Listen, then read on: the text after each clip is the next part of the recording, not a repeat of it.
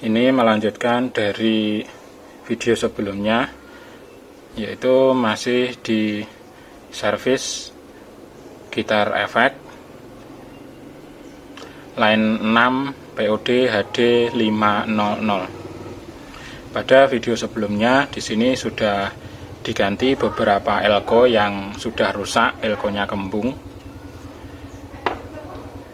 Dan setelah itu, setelah dicoba kembali, ternyata permasalahannya masih belum selesai.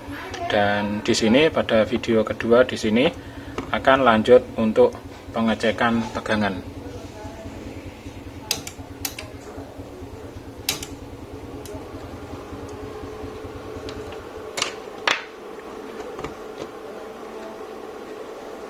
Oke, di sini saya siapkan adaptor 9 volt dengan kebutuhan dari efek ini adalah 9 volt 2,5 ampere untuk tegangan positif berada di pinggir. Dan saya siapkan multimeter andalan yang biasa saya gunakan setiap hari.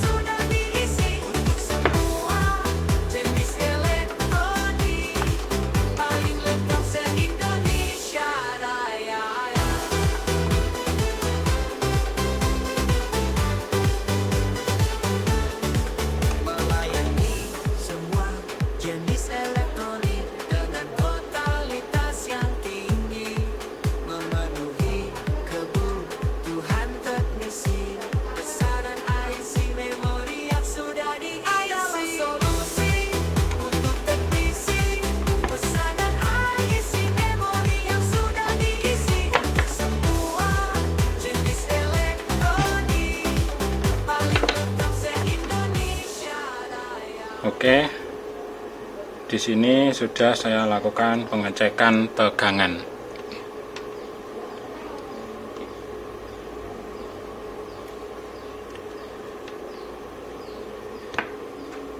Dan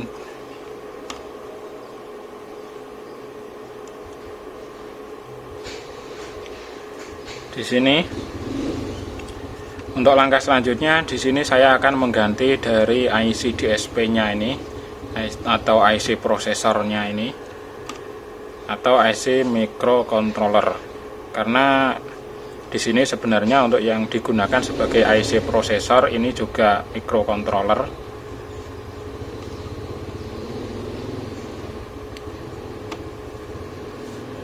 Yang mana sebenarnya di dalamnya ini juga ada programnya. Biasanya untuk efek itu juga sering terjadi IC microcontrollernya ini juga rusak,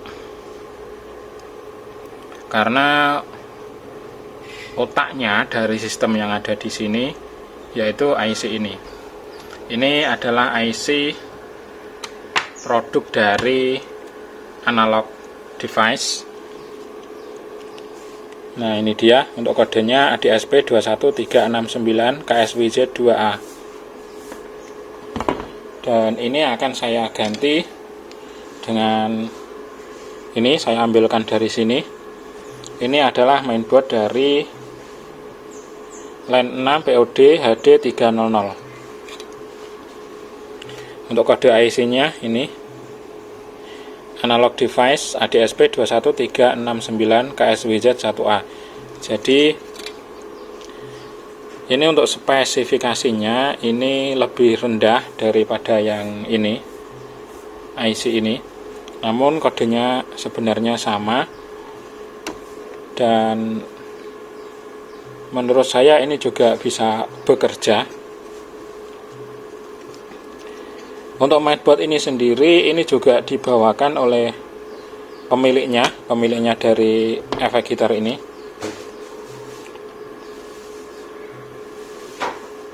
Yang mana memang sebelumnya untuk pemiliknya sudah berencana untuk mengganti IC DSP-nya diambilkan dari mainboard ini. Menurut keterangan dari pemiliknya bahwa mainboard ini masih hidup sebenarnya.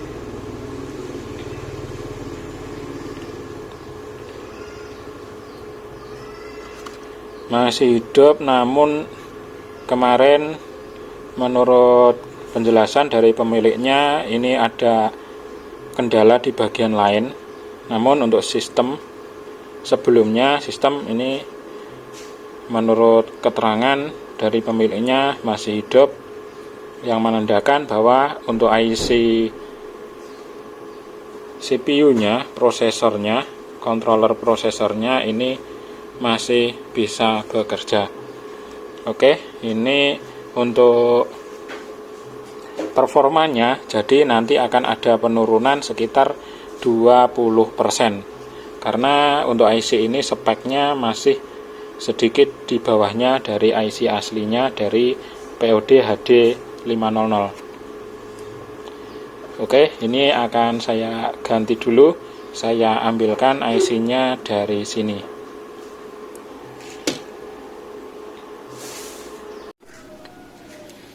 Nah, oke, untuk IC-nya ini sekarang sudah terlepas, sudah selesai dilepas. Sekarang saatnya lanjut untuk melepas IC yang ada di sini. Ini adalah proses melepas IC dari mainboard POD HD500, dan ini proses pemanasan masih berjalan. Ini sedang berjalan.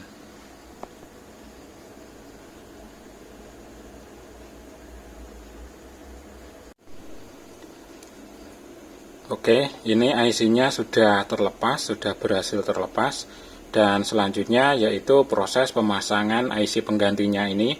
Ini adalah IC yang saya ambilkan, saya copot dari mainboard POD HD300. Oke, Ini adalah proses pemasangan IC penggantinya.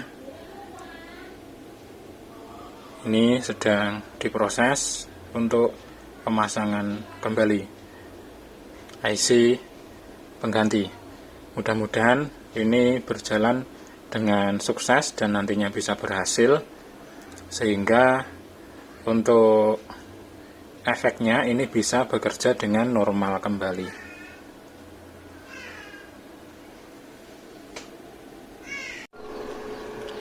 Oke, ini untuk proses pemasangan IC-nya sudah selesai. Ini IC-nya sudah terpasang kembali dengan sangat bagus dan rapi. Oke, sangat bagus sekali. Ini tidak kalah seperti solderan pabrik. Sangat rapi. Jadi di sini untuk IC-nya ini sama sekali tidak terlihat bahwa IC-nya ini pernah diganti atau bekas diganti.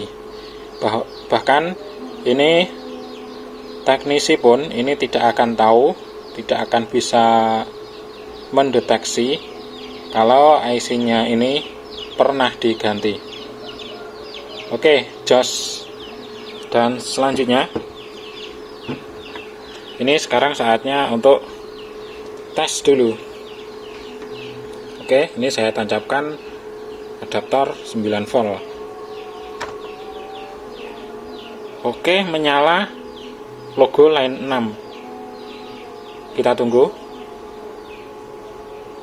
Nah, ini dia ternyata masih tetap sama saja. Kondisinya masih tetap sama. Restart terus. Berarti di sini untuk IC-nya, IC chipnya, untuk IC chipnya ini sebenarnya tidak rusak. Ini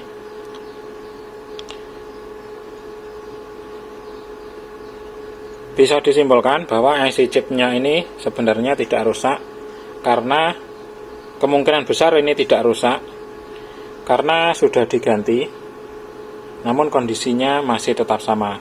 Kemungkinan besar yang pertama itu karena di sini untuk mainboard yang HD 300 ini saya tidak tahu kondisinya, namun menurut penjelasan dari pemiliknya ini normal untuk chipnya, karena memang pemiliknya membawa ke sini memang tujuannya adalah langsung mengganti IC chipnya ini, dan juga tambahannya yaitu mengganti elko yang sebelumnya sudah saya ganti pada video sebelumnya, yaitu di part 1 ada bagian 1.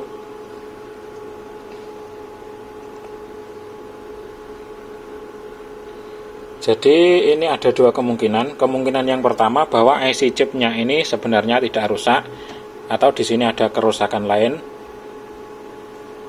Atau kemungkinan yang kedua bahwa chipnya ini sama-sama rusak semua dengan kendala atau keluhan yang sama.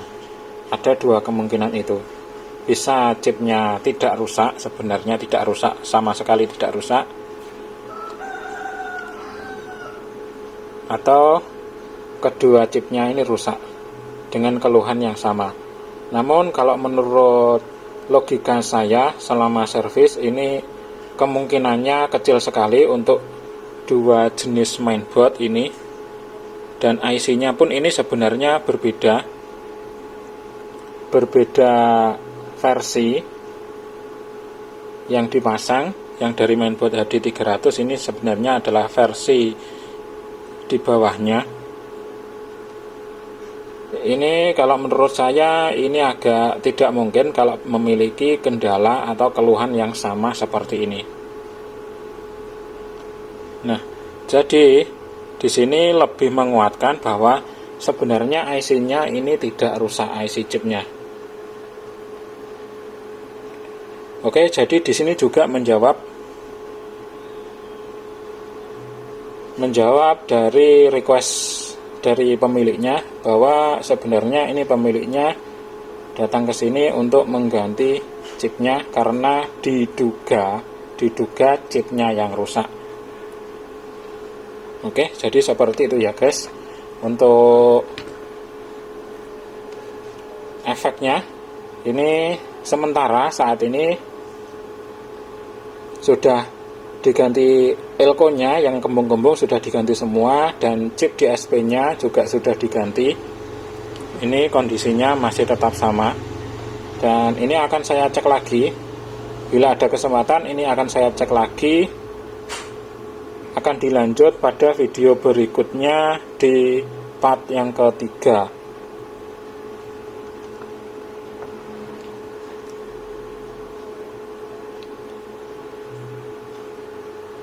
Untuk kesimpulan besarnya di sini kemungkinannya bahwa chipnya ini tidak rusak. Lebih ke arah chipnya tidak rusak untuk kemungkinannya ini kalau menurut logika saya. Oke, jadi untuk saat ini sementara seperti ini ya guys. Nantikan video berikutnya di part yang ketiga, mudah-mudahan ada kesempatan sehingga bisa melanjutkan dari proses pengecekan dan perbaikan dari efek ini. Mudah-mudahan nantinya bisa normal kembali. Sebab di sini kemarin ada langkah atau jurus yang terlewat. Sebenarnya untuk penggantian chip DSP ini adalah langkah terakhir seharusnya, karena kalau menurut standar saya biasanya seperti itu. Dan ini saya dulukan karena di sini sesuai request dari pemiliknya. Oke,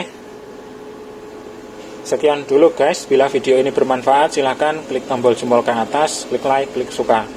Untuk yang belum subscribe silahkan di subscribe dulu channel YouTube Ikom Lodaya Blitar dan aktifkan lonceng notifikasinya. Oke, sekian. Nantikan video selanjutnya di part yang ketiga. Mudah-mudahan ada kesempatan, ada waktu. Oke, sekian. Terima kasih. Thank you.